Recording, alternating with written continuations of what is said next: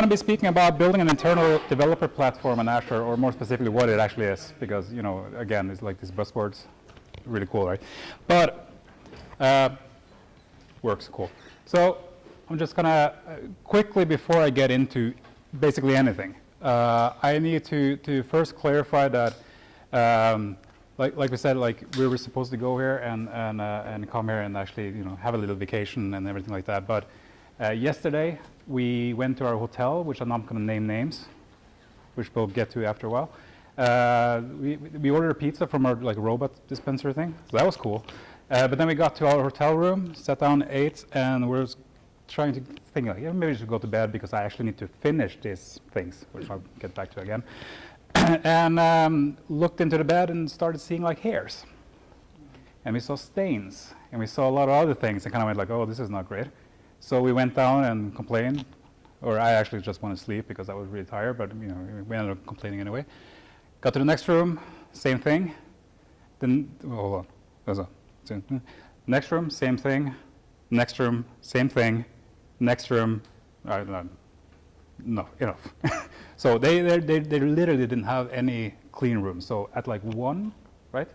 Yeah, 1 o'clock in the morning, we jumped into an Uber, or tried to get an Uber, because the Uber keeps on like, they keep on like we get our Uber ride and they just cancel us, which is, I guess it's because we're Norwegian, you know. Probably. And then we found a hotel room and paid more or less like half the price for one night that we had for the entire stay at the place which shall not be mentioned. And now we're kind of doing everything by the seat of our pants. So I was supposed to get up early and get all the demos ready. This is my excuse. But you know, stuff happens apparently. So I'll get to the technical things. I'm going to talk a lot about the technical things. They might not work. They might not even be there. But I'll try to kind of point and try to make you imagine, like in a perfect world, what happened. Because obviously I had to do this the day before, or on the day that I'm supposed to present this. But who am I? My name is Roberth. I come from Norway. I live in Oslo, but I come even further north from. So I'm from like the far north of Norway. And that apparently makes me the most northerner MVP in the world, apparently. Because no one else has been that far north and become an MVP. So it happened after I moved south. So, you know, but I still think like I'm the most northerner. Why not? Also, HashiCorp ambassador for things that do with Terraform and HashiCorp Vault. I call myself a cloud automator, which doesn't mean anything. I do a lot of open source, and I'm in the Cloud Native Computing Foundation and do a lot of things there. And I do a lot of things.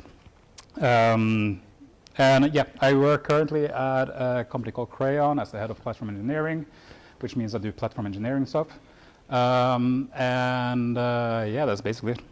But the topic for today, if you can get through it and if everything works and if we, you know, don't get lost on the way, is going to be DevOps in general.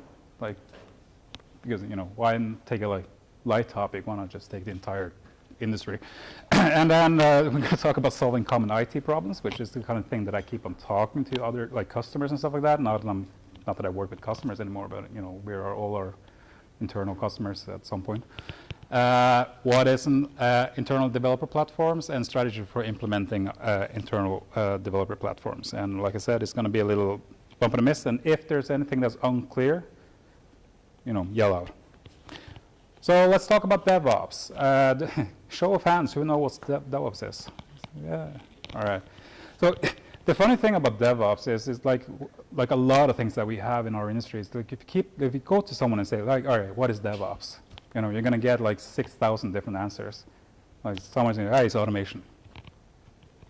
Yeah, that's it. That's all it is. That's DevOps. Or it's what I say usually is a culture, and you know, a lot of things. And then someone just say, oh, it's just, you know, ops doing dev stuff, which means nothing.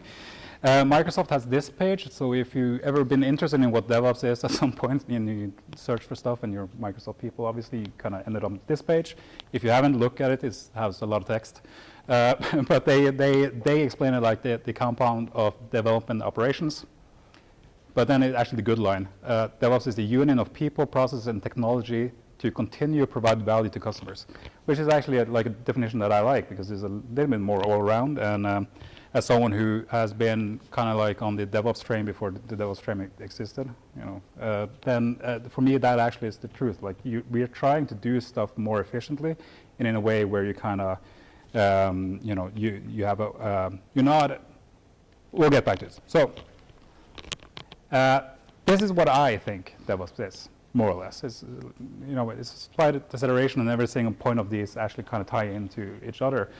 But culture, DevOps is a culture movement. I don't know about you, but most of you probably worked at somewhere where there is developers and operations. There's network engineers and there's database administrators. You see how this goes. Like, you can't reach the database. Well, it's not the database people's fault. It's obviously network and so on and so forth. You have this kind of like a really hostile way of working before. Like everyone was in their own camp and like have their own flags, and it's pointing at other people, going like, those people are the ones who suck, not us. We're real cool. And DevOps is actually an attempt of trying to get rid of that. We're trying to not have all these camps. We're all trying to work together. You might be specialized in different fields, but you're still kind of working together, and you're adapting other people's processes along the way. That kind of ties into the agile or growth mindset, depending on, again, which buzzwords you want to use. It's the idea of having like small changes, doing stuff on an iterative scale, like shift left, all the things you hear on Twitter, which then kind of grows into automation, which is what people think DevOps is, which again ties into all these points. And then you have, I actually like to take out version control. That might just because I'm kind of in the GitOps space, which is a lot of version control. That's actually the entire thing. But just getting people who usually like had scripts and getting that into some sort of version controlled, playing field, and having that, again, that iterative process. I think version control means a lot to DevOps in general. And then you have everything as code. It used to be infrastructure as code, and then configuration as code, and then policies as code, and et cetera, et cetera. I just call everything as code, because if you have it as code, you can have it in version control, which you can automate, which again brings in the agile or growth mindset, which then brings like a culture. You have to share things, so you kind of everything gets rolled into one. Anyone read this book? Yes? No? If you haven't read this book, you should read this book. Because if you have any slight like issues with anything in the workplace, these guys have like really looked at it and kind of started splitting up, how to actually structure something. And this is very much at the part of what everything that I talk to companies about when it comes to DevOps. You have, just to explain it really quickly, you have the streamlining team, which is usually the people who are creating something. The people who are creating a product, they're developing a service, et cetera, et cetera. You have enabling team who are supposed to be there to kind of help them not get, not stop at silly things like getting access to stuff, which, a ticket, that takes 3 days. They have something called the complicated subsystem team, which sounds complicated, so, appropriate. But that just means if you work with a lot of data things, you have maybe professors of computer science that are doing like magic stuff on a whiteboard somewhere, and you don't understand what they're doing, but apparently it works. They kind of get tied into that, and then they have the platform team, the people who are supposed to create the platform for everyone to do their work at. And this is a bit of like it is directly tied against technology and the IT sector. But someone also then created the DevOps topology. So there's a website that says there, apparently it's web.devopstechnologies.com. You can't just go to that domain. Nothing happens. So you need to go to web. Whatever. It's not my domain. And they list, first of all, these team structures, but they also do anti-types. And I don't want to be negative, but it actually starts off with all the anti-types. So everything you see at everyone, like how they structure the teams, that's first. And then they come to the actual topologies, and I just skip that. Well, you can go read that for yourself and laugh. But you have the one standard, the DevOps, and this standard, it works, but it works if your company is structured for that. You can't just say you have dev and you have ops, and then you talk together if that's not how you're structured. If you, for instance, have like Crayon, who has a lot of services, a lot of teams, a lot of people doing a lot of different stuff that you can't just like tie into one way of doing stuff. You can't just have dev and ops. You need to have several other teams to kind of build a structure that's flexible enough. That will be the next slide. But you also have the fully shared ops, where you don't really have dev and ops. There are people who are more ops. There are people who are more dev. You know, and that might work, like I say, in organizations such as Netflix and Facebook, because Facebook makes Facebook, Netflix makes Netflix. Like there's not a lot of products there in itself. There's a lot of things happening there, but they are all working against the same thing, right? So it makes it easier to have dev and ops, you know, fully integrated. Then you have something like this, ops as infrastructure as a service or platform, which is literally what I'm doing. And this is where you kind of have the ops people and you have the dev people, and they are, you know, not always compatible. There's a lot of things happening everywhere. There's a lot of people doing a lot of various stuff. That's where you need someone like a platform engineering team who comes in and creates these shared platform services, but always have in mind it needs to be flexible, and you can't say you need to use Azure. You always need to create something like, currently it's only in Azure, but if someone says, I need this Google service, I should be able to just, all right, cool, let's put it there then, and it should work. You know, so you always have to be really flexible in the way that you're thinking. Obviously, you need to point them in the right direction, but you need to be open for everything. And then you have the SRE model, which is really cool, but very specific for Google, and SRE also kind of become the thing. Like platform engineering and SRE and et cetera, they all kind of tie in together. It's basically the same iteration over the same type of concepts, but the SRE teams is a more developer-focused ops people. It's the people who are creating services by hand. It's the people who are actually, they're basically software developers just put in responsibility to make sure that everything's up and running and everything's monitored and so on and so forth. So why do I talk about all of this? Is because we are always trying to solve these, what I call the modern IT problems, which is we need it to be secure by default. Like nothing we do can't be not secure. Double, triple negative. Ownership, like, you know, if you work at a big company, ownership is the thing that always kind of like breaks the straw, because it's like, oh yeah, this thing happened in this, you know, with this service. Who owns that? Oh, not me. That's someone else over there. Or, you know, there's always something like you can't find someone to blame. You shouldn't blame people, but you know, it's always hard to get ownership right. Then you need the flexibility. Who am I to say to a developer, no, you can't use this service?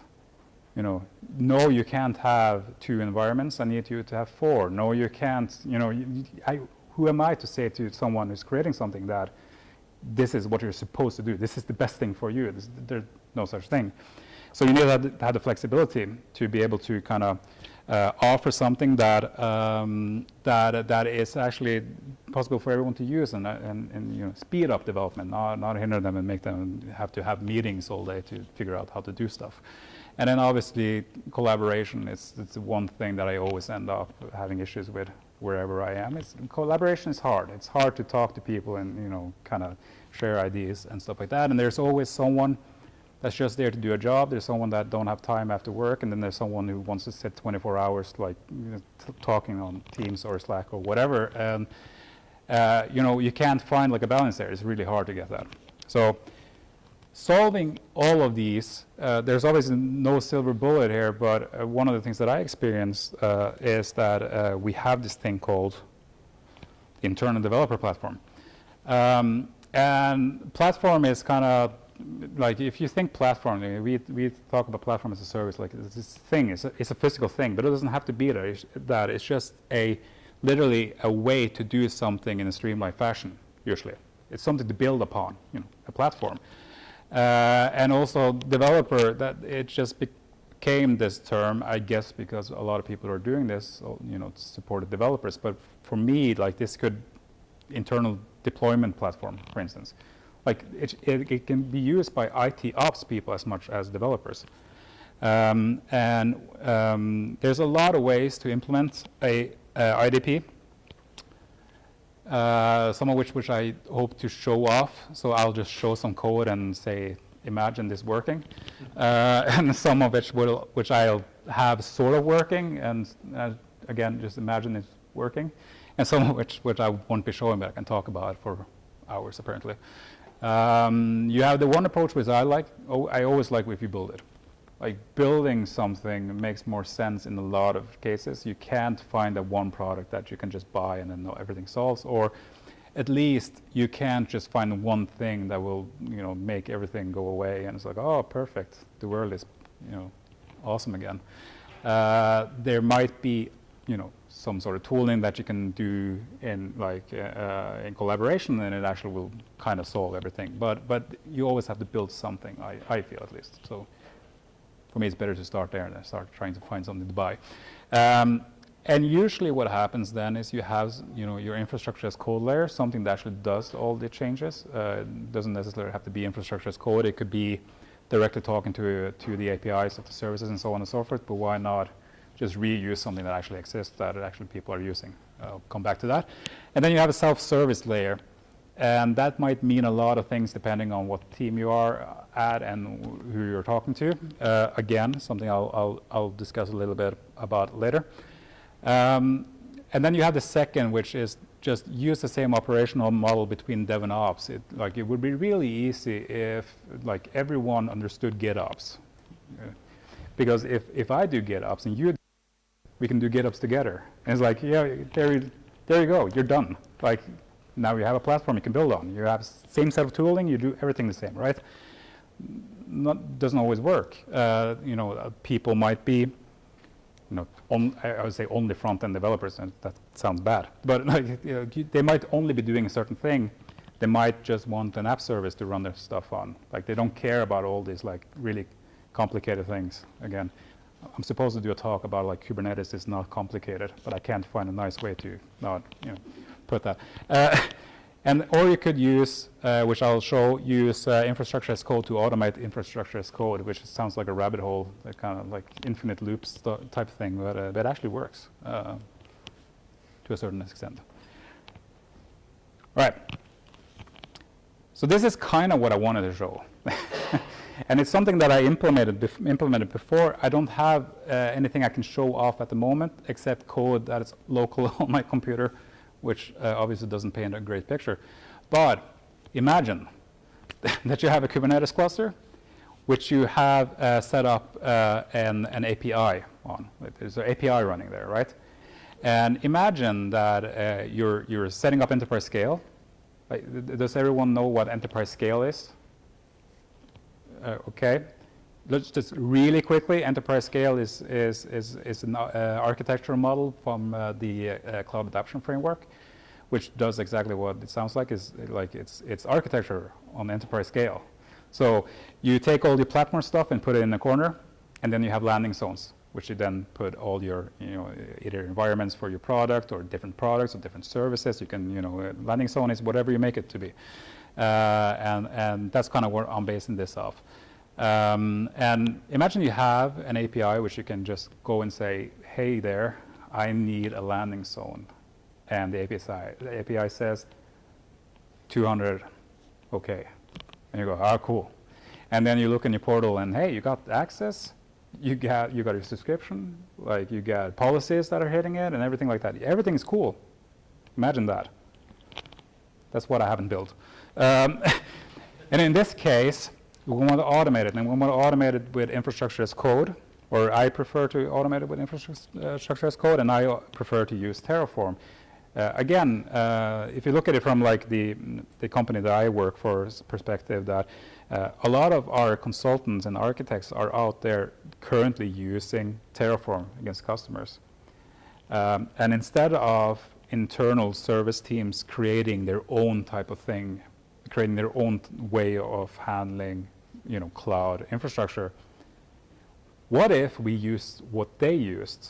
So we have this shared knowledge, we have this shared set of modules in the case of Terraform.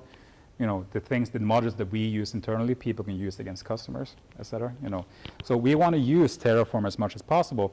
But we want to use it in a little bit of different way than people are doing, because people usually are just running Terraform and like, cool, or doing a pipeline.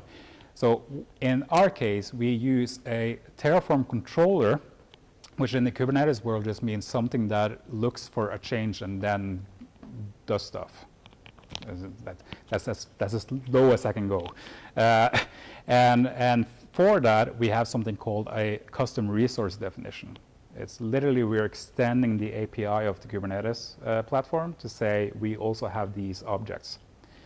And in this case, we can put in a CRD for Terraform, which describes how to run Terraform. And then we have a controller who runs Terraform. So instead of you doing it, you have a little process that are just looking for stuff to change, and if it changed, they'll run Terraform on it. So it's really simple, really.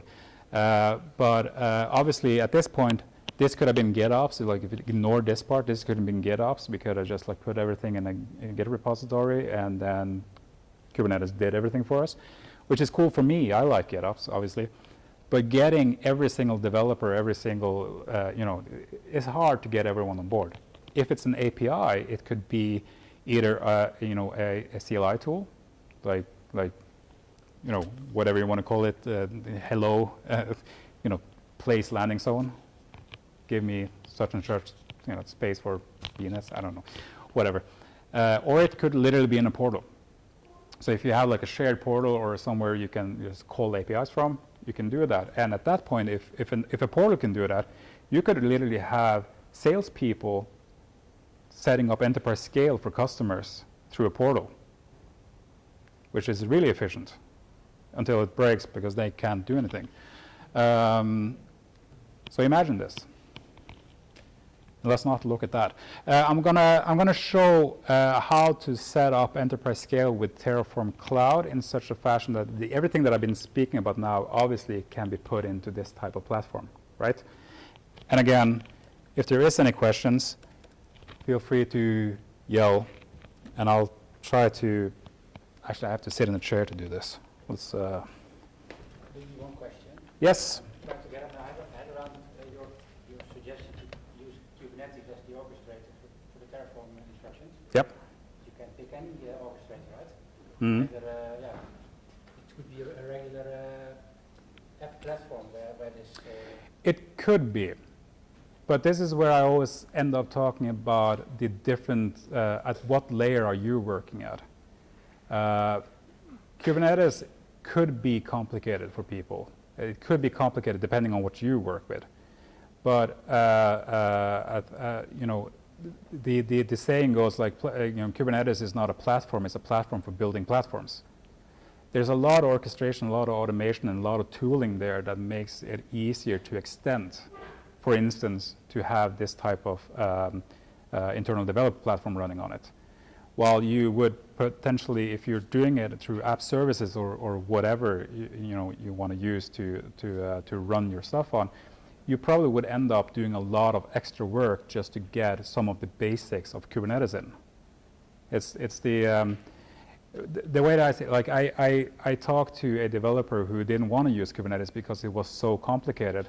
And then he spun up a lot of app services and container apps and all those things to like scale up and scale down a lot of things back and forth. And he kind of like band-aided together like this totally solution that ended up just being Kubernetes scheduling. So if he just did Kubernetes, he could just put it in there and it would work. It will take 2 minutes to do. And he spent months on this complicated system, right? So, but again, it depends on where you're at in the stack. If you are a developer doing just like an application level type of code, Kubernetes might not be the right one for you. But for us who are doing platform stuff, it really hits a lot of the right notes, so to speak. All right. So, what is Terraform? What is Terraform? Yeah. Good question. Terraform is it's this. Here you go. All right. Terraform is a infrastructure as code tool, which looks at something we called, or uses a language, a specific domain-specific language called HCL, or HashiCorp configuration language, HashiCorp being the people who made Terraform. And it's really a simplified way of writing JSON, to be honest. Basically, it has something called providers. So for Azure, for instance, there's a provider for Azure, which is just an abstraction layer to translate stuff from Terraform to the API of Azure. And everything is modular, so if you want to work with Azure, you can do that. And if you want to work with Google, you could just use the Google provider, AWS provider, et cetera, et cetera. So it's one way of defining infrastructure as code that is really reusable across the board. And it's when it comes to infrastructure as code, it's the most used language, because it's cloud agnostic. It's not like Bicep or ARM templates, which is specifically for Azure. It's something you can reuse against a lot of things, even directly against Kubernetes or like Veeam solutions or vSphere or whatever you want to work with, because all it takes is a provider, which is basically an API client. Did I answer the question? All right, a little bit. All right. Yep. Yeah. If we look back to DevOps as a way of working, how do you integrate that with for enterprises that still use ETL, for example? Enterprises that still use? Oh, ETL. I bought an ETL book once. I seen the first page of it and kind of like, oh, cool. It is a bit hard because again, DevOps comes from the agile mindset where and I don't want to say Scrum isn't easy. Like Scrum is as bad as ETL in my mind.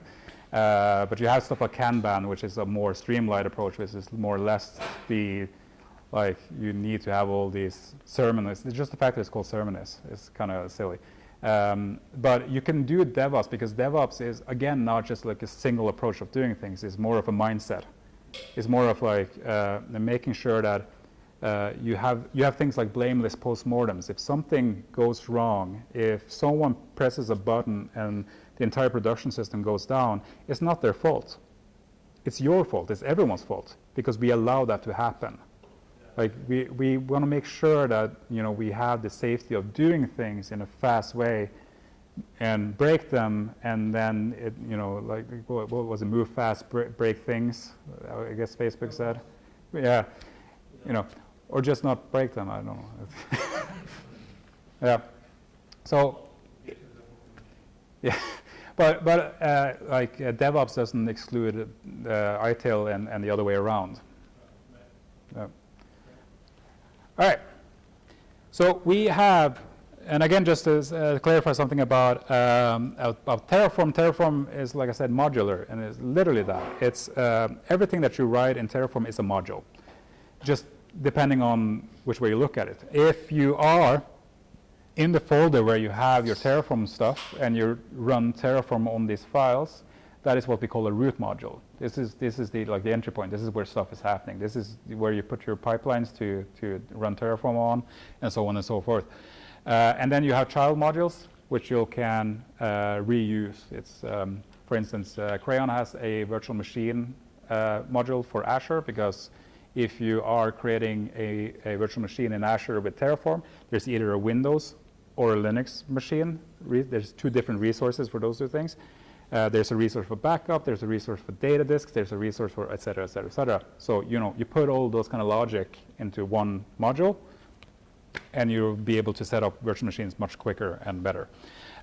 So when I say a root module, I just mean the place where you run Terraform on. And since since they all work in the same fashion, you have what's called inputs, and in forms of variables, and you have outputs, ways of transmitting information or putting in new information. And if you are running this on a root module level, this means that you can create a root module to be more generalized. So in this case, I have something I call core services. I don't know why, it doesn't actually make sense, but this is literally what sets up enterprise scale. So this one module, through defining stuff through variables and stuff like that, I can run different customers if I wanted to. which makes more sense for landing zones because, again, like even we have one enterprise scale deployment for the entire thing, but we might have 20 landing zones or 30 or 6,000, depending on how big you are. And this uses a child module made by Microsoft. They made actually an enterprise scale module for Terraform based on the CAF or a Cloud Adoption Framework. And it's actually really good. It was something that I was planning to do myself, and then Microsoft did it, and I'm like, all right, cool. Saved me a lot of time because it's huge. And in this case, all I do is that I say I have set up these subscriptions for connectivity and management. Again, if we go back one step, if you look at this file, we have something called providers. We are using the Azure RM provider, so Azure Resource Manager provider, and as you can see, we don't have one, we have 3. This is because if you set up a provider, you need to set it up against a subscription. That's the context it's running at, which again makes it kind of hard if you want to put stuff into different subscriptions, right? Which is why you have alias. So you can set up multiple providers with aliases and map them to different subscription IDs. Yes? So in Terraform subscription, the highest level you can work on, or can you also depend on? You can do stuff on, you do stuff in the context of a subscription. You can't really do stuff on a tenant level per se unless you are able to do that through, for instance, like the Azure AD provider. So if you're doing stuff on that level, you can do that. You can also set up management groups and those things. So even though it's not, even though it's not a subscription level resource, you can still work against that because you kind of can from any context, right? If that makes sense. And that's actually what the module is doing. It's creating management groups to set up the enterprise scale architectural model. So if we go back to this one again, we're literally just mapping. This is my subscriptions that I want to be in the different management groups for enterprise scale. I also say that I want to deploy some stuff when it comes to connectivity and management, which literally means like putting up like a log analytics workspace and some automation accounts, and it does a lot of stuff for you. I also have to refer to the tenant ID. So in this case, we use something called a data source. Which literally, a data source is a way to look into a resource. And for instance, if you have a resource group but you didn't create it through this Terraform root module, you can use a data source to kind of look into that and then have all that information in one object. And using the Azure RM client config, which is literally just looking at the config of the Terraform that or the Azure RM, Azure CLI that we're running in this case, it can get the tenant ID, so we can just refer that pretty easily. And some default location stuff, and a root name, which is the top level management group. And when we run this, we'll get, hold on, if I can find the right one. All right, sorry. If we run this, this is really small because this is not a mirrored. There you go. Can we see that? Are you good? Yeah. If we run this, we get 385 different resources automatically. And this is not only things like management groups. So as we can see here, we have the tenant root, right? And then we have enterprise scale. This is what I named my enterprise scale, because why not? And then you have everything that is from enterprise scale, the decommission one that I don't think I'll ever use, the landing zone ones, and platform with the connectivity, identity, and management, and the sandbox, which again I will never use. And then I have some random subscriptions that I just put in there because that's cool. Yeah, to see something happen. But not only that would be like an easy trick to do. That's not really that hard. But if we look at policy, which I probably should have done, get that ready. You can see I'm failing a lot of policies, which is always good.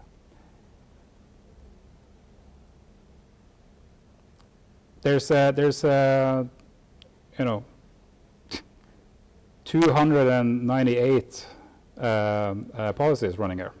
So it actually creates a lot of the policies for you that's based out of the Cloud Adoption Framework, and you kind of put everything, it basically does all these things that usually takes a lot of time to do.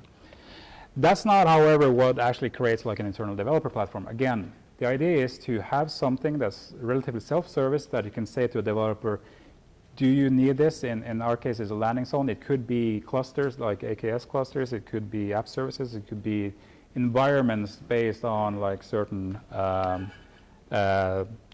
set templates. And this is where, let's see if I can manage to work my laptop. This is where the root module for landing zones come in. And as you can see, it's not really that different because I'm reusing the same module, except in this case, I'm saying I don't want to deploy these core stuff. So that's out of the question. The root parent ID in this case, I set it to be the landing zone management group. So we're working in that context. And then we're defining a custom landing zone, which has a display name. It has, again, a parent management group ID, a little bit of overkill there. Subscription IDs that are under it. And also we can do stuff like there's the idea of an archetype. So we can define how our environments will look and then reuse that. And then obviously we have something like access controls. You can just say this is the reader, contributor, and owner groups for these, and I can dynamically create them for every landing zone if I want to, or reuse. So now we kind of have something we can reuse. Like every time someone needs a landing zone or anything else, they could just run this, and that will work. But then we come to the thing where like if it then like. At this point, we would have to run this manually, and that's kind of what I'm doing for these two. And again, I wanted to show the API stuff because that's cool, but that didn't work out. So I quickly today wrote this hunk of junk, which works. No, finally, at the end. So this is actually using the provider for Terraform Cloud. It says TFE because Terraform Enterprise and Terraform Cloud is basically the same thing. Just one is you're hosting it and one is actually in the cloud. And I'm doing a lot of magical things there. In this case, I can define a list of landing zones. Let's see if I can actually convey that in a good fashion. Big letters. So we have a variable called landing zones. It's a type list of objects with a name, subscription ID, and access control. And in this fashion, we could just update this list. And then when you run Terraform again, it says, oh, there's a new thing on the list. Now we need to create that, right? Makes perfect sense. The main problem here, the way that I see it, is at this point, you have to tell people you need to use Terraform. Like you need to learn how to use Terraform, which is kind of why I want to go with the more like the API based approach, because at that point, it could be a CLI tool, and here's documentation on how to do that, or you can have it in the portal, or you can do a lot. You just have basically a backend API service that you can reuse in any way fashion you want. And this worked in the end. Just sitting at several hotel rooms actually doing it, and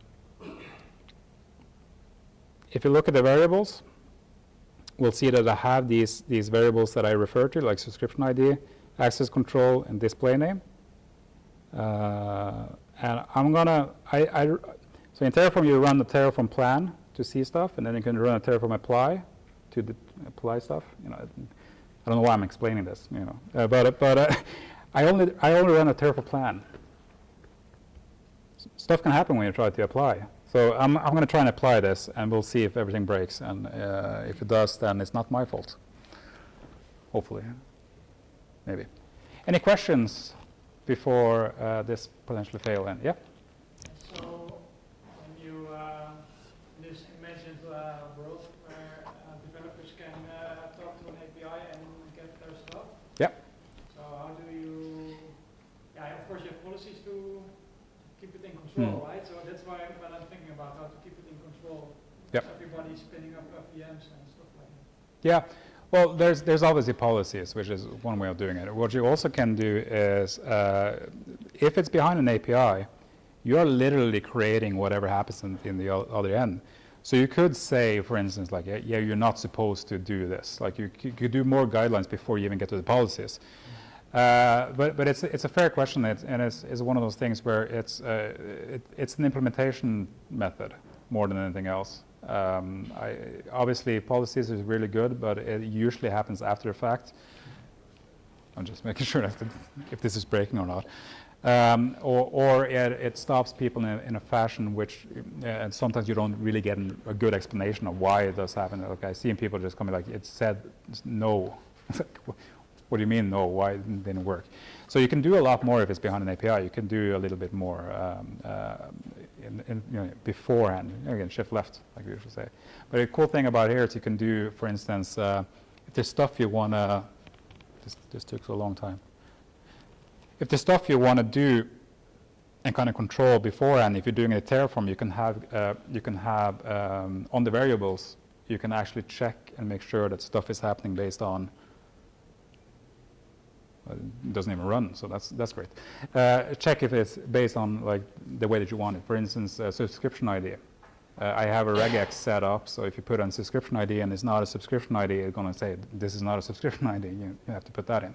So again, implementation methods and all of that. Does it say the run is blocked because of previous run still waiting?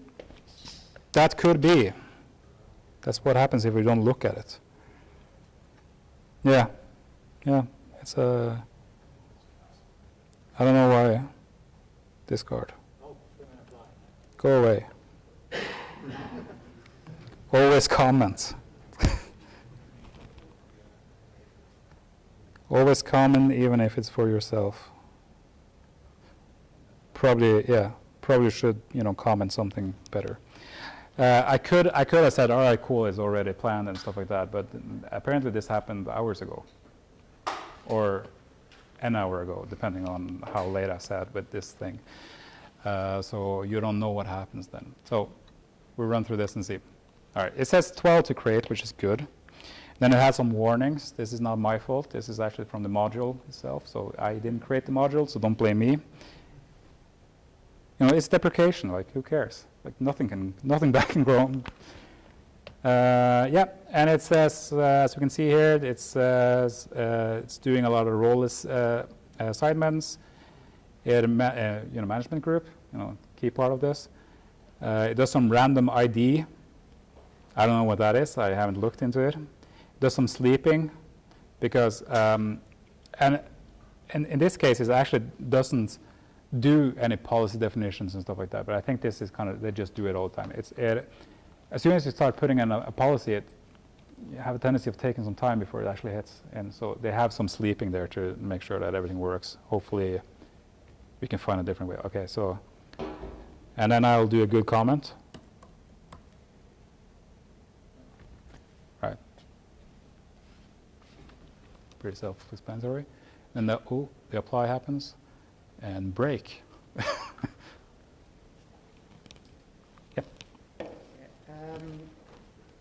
Did I understood you well that you're also, with this kind of system, doing some kind of almost desired state of your whole system by checking more often if there's like changes? You can do that, and you can set up, for instance, like a scheduled run on Terraform Cloud or something like that. But as soon as you start to talk about desired state, I want to go straight over to GitOps, because that's kind of the entire thing about GitOps.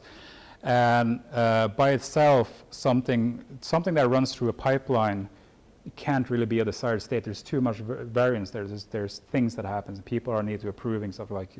While with GitOps, you actually define your desired state, and that happens. The good thing is that Weworks, who created Flux, and basically, they did create the word GitOps, so they kind of know what they're talking about. Oh, there you go. They created a Terraform controller, which I'm using a lot of. I've held talks about it as well. It's a really good controller. And since that happens in Kubernetes, you can have that type of this is our desired state for our Terraform configuration. Let's see what happened.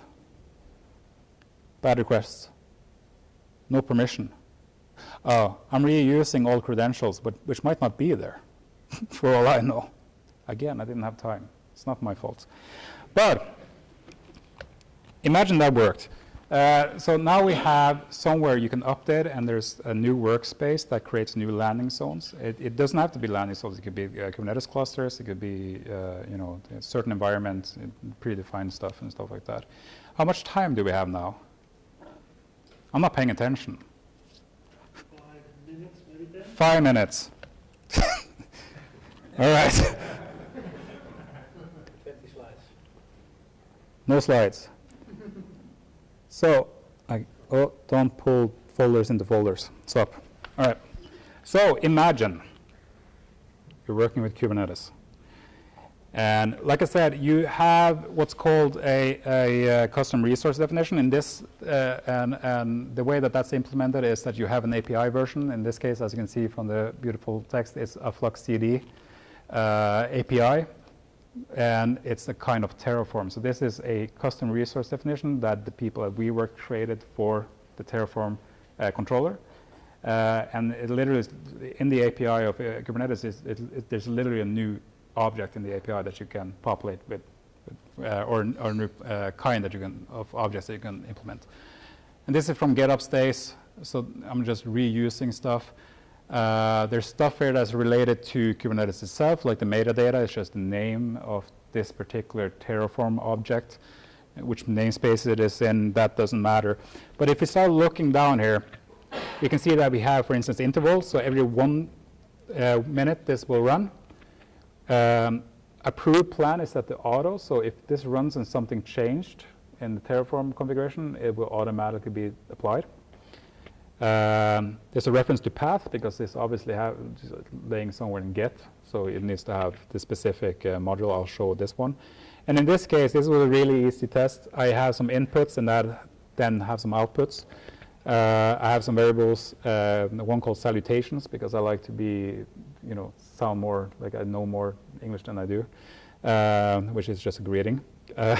And then a subject. So it takes a greeting, it takes a subject, and then that combines it together magically, woo, and then puts out the greeting. And if we look at, so this is in Kubernetes. You didn't really do anything in particular here. Like you literally just say, this is my inputs, this is my outputs. This, this might be the name of the landing zone. It might, or it might be the name of the environment. It might be the size of, whatever. And if I go to Terraform, this is it. So imagine all the complicated stuff that I did previously just in this context. See how easy that is. So this, it literally has the variable of greeting and variable subject, and then the outputs, and it formats it together. Magic. And this ran previously. It ran in a Kubernetes cluster. And as soon as you put in this new object, the Terraform controller saw it and then terraformed it. So the way that I have designed some of these things that are not currently something I can show or can run, so just imagine that I did it, is that you have your endpoints in a form of an API. We can actually look at that if you want. Again, time. Still, it's 2 minutes? Let's say 2 minutes. I don't remember where I have stuff. One of these folders have cool things in it. This is not it.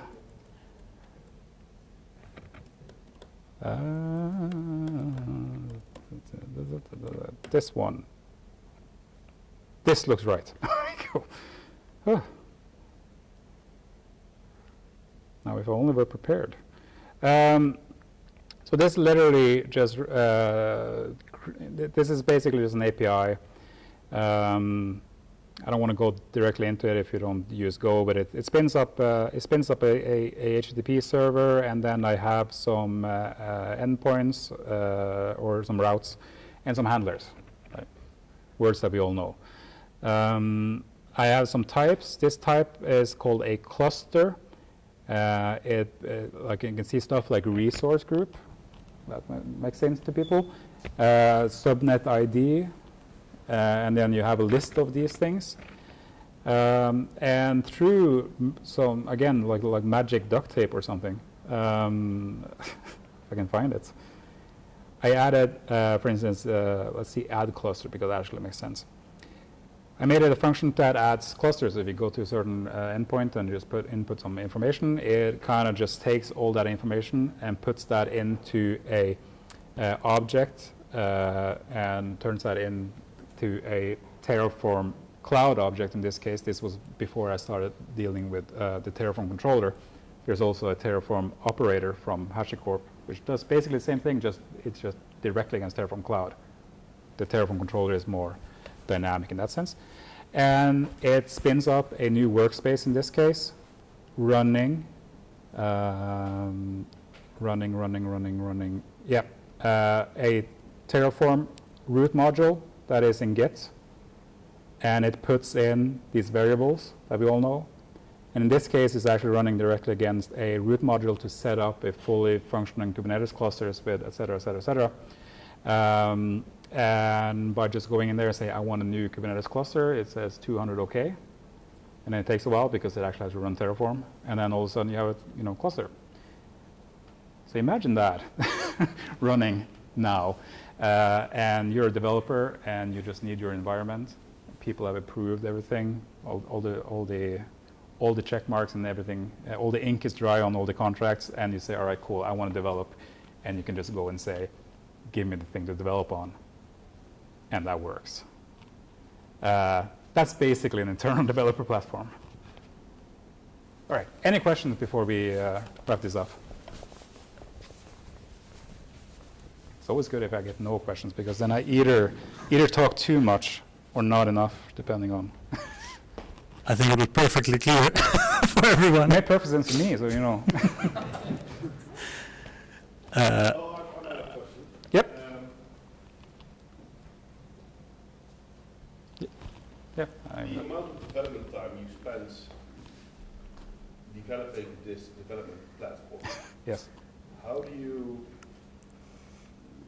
sell this to your customers? Well, hopefully you will have it before you sell it to a customer. But to get like a buy-in from corp, or whatever you want to call it, it can be tricky as soon as you start saying, oh, but it's running in Kubernetes and it runs through this type of operator model and everything, and people are lost, and you kind of go, but trust me, it works. To sell it internally, like just do a proof of concept. It literally doesn't take long. The first proof of concept I fully developed in a week after work. So like 5 hours. Because again, it's not really that much. It's literally just running Terraform just through an automated process. But as soon as you have that type of process, you shouldn't really be selling this to customers. You should have the people who are working against customers use it. So you kind of have to get like the buy-in, not necessarily from the C-level people, but you also have to have the people that you're working close to, depending on where you're at in the organization, and throughout to like consultants and stuff like that. Because doing it through this fashion will speed up a lot of processes, but it doesn't speed up if everyone's doing their own thing, if that makes sense. My point is more like you're demonstrating use of custom modules that are fine-tuned to a specific organization.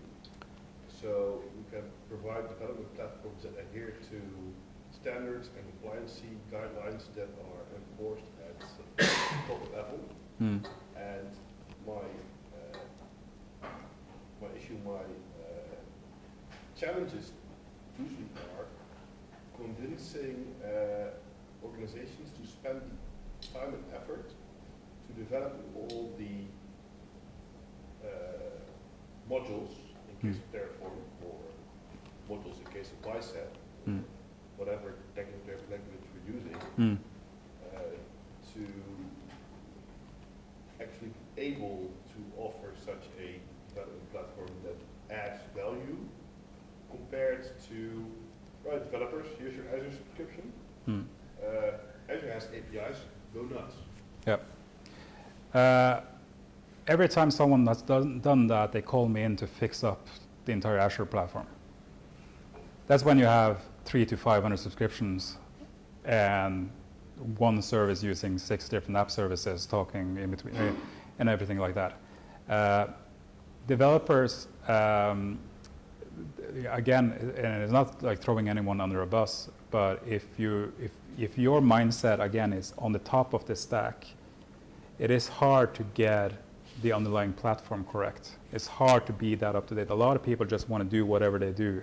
I've talked to a lot of people who are just doing their, like I said, like app level development, and then don't understand why we need the complexity underneath it until they have a problem, and then we can manage to solve it because we build the platform and they're not just using a service.